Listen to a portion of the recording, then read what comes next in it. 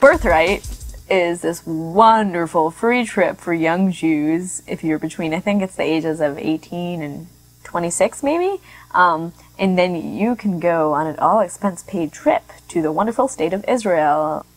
So the goal of this trip is, from their standpoint, is to have you either decide to monetarily support Israel after, or politically support Israel, or best of all, make Aliyah and move to Israel. So my friend Connor invited me to go. The whole trip they just tried to ingrain in you, how wonderful the state of Israel is, how wonderful it is, that Jews have the state of Israel, and just really never offered you any perspective, any Palestinian perspective. You wouldn't have to know that, like 10 miles away from your lush hotel where there was these, beautiful grass and swimming pools and fountains, etc., were people living under a military occupation where they hardly have access to water, live on $2 a day.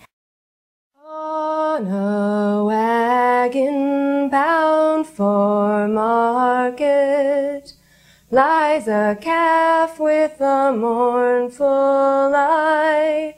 High above him there's a swallow winging swiftly through the sky.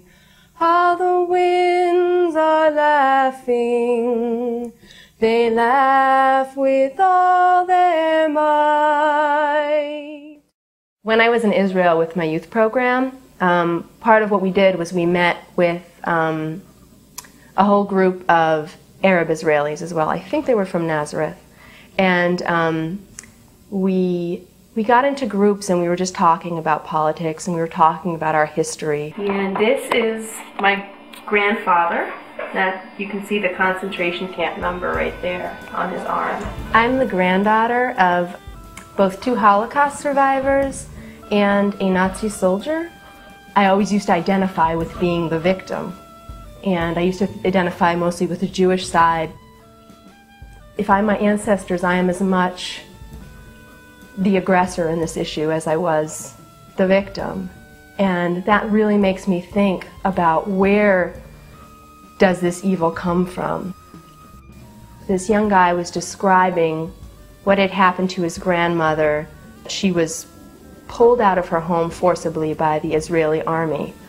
And I was listening to his story and others of their stories of what had happened to their family members.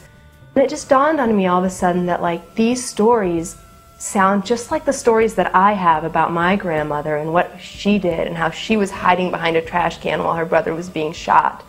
And it just dawned on me that we have the same kind of stories and we have the same kind of feelings about these stories. We're all equally upset about it. And then I also realized that these stories are still going on and they're still being created right now. And they're going to be around for generations and generations. And that makes me really sad and also angry and also really wanting to do something.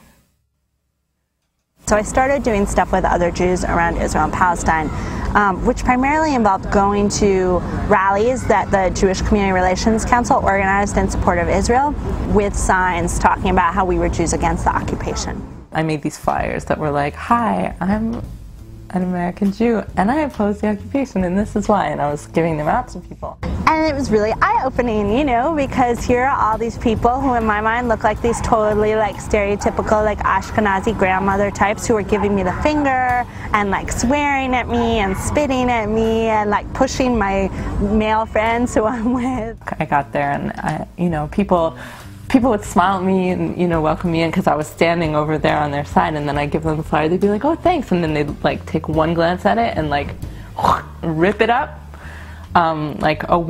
This woman who she looked like my auntie. She could have been my auntie. She shielded her daughter away from me. Another girl spit on me. I was just like, what is going on here? And it was horror. I mean, I burst out crying then and there. I was just like, this is not what I'm trying to do. The assaults that I've experienced in the past years has come primarily from the Jewish right, and they've been largely connected to the critique that we at Tikkun have put forward of the occupation of the West Bank and Gaza and our support for a peace perspective in Israel. I get death threats almost every day on my telephone or on my email or in letters. An Olive on the Seder Plate is a multimedia performance about the occupation of the West Bank and Gaza Strip. It's written by Jews for Jews. The reason being that we wanted to acknowledge and address people's real fears, and also to create a safe space for people to say, we're Jewish, we're proud to be Jewish, but we do not support the occupation. We got to see Ariel Sharon speak, and my friend spoke truth to power and called Mr. Sharon out on his shit and, you know, told him he was a murderer. It was just really gross to see so many people's reactions. Like, a lot of the people that go on Birthright are just New York Jews. I'm a New York Jew, you know, but these are people who just, like, they wanted to kill us, literally. They were, you know, wanted to spit in our faces, scream at us, punch us, you know, and it was just really incredible to see how strongly people reacted to such a thing, and that, you know, these people could have, you know, would probably assume, you know, before we said such a thing, oh, these are my allies, you know, these are New York Jews, or I don't know. But it was just the whole thing of how they would call us self-hating Jews, and just assume, of course, that since we didn't like Sharon, we had to like Arafat or support suicide bombings, and just kind of that there could be no diversity of thought is either like, you know, how our man Bush says, you're either with the terrorist or against the terrorist.